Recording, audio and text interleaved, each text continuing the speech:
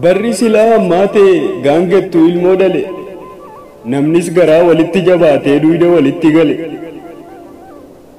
Inni tokko jaalala facaasa inni kuun immoo jibbaa mancaasa. Inni tokko dhugaaf bu'a inni kuun dhara fo'a.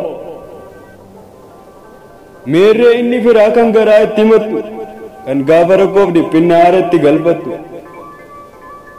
Firris gatii dhabee haaduu waliif qara. Kuni dhugaa jiru hin sobne anis dara. Raajiinatti ta'e barri kun namas dabalatee hantuutattuu boollaa bahee adurreetti dhaadate. Bara namni abjuu wallolee jaarsa baasee himatu. Bara namni nyaata dhiisee dubbiif hamoommatu. Maal nutti fidde yaa baraa kan abjuu dhugoomsitu kan lukkuun iyya dhiiftee akka re'eetti obobsitu. Yaa barattii ishee durii kan ammeenyi hin jirre waliif yaaduu malee kan dhakaa walitti hin guurre. Barattii ishee durii kan hunduu kolfee taphatu laphee gaddaan cabees aannan obaafatu. Dhaabbadheen gama ilaale hundume isaa taajjabee dubbii silaa iyyuu gaafatu anis godhachuu jalqabe.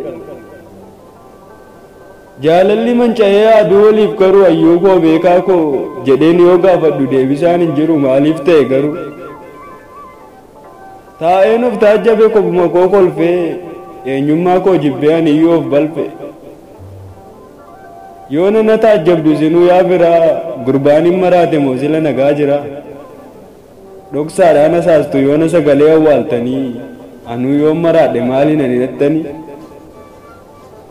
Ani nagaan qaba lakkii hin maraanne yaa biraa osoma taajjabuu fixee dabarse bara. Argineerra hundaa bu'aa fi miidhaa isaa ani jechas hin qabu yeroof nan jallisa.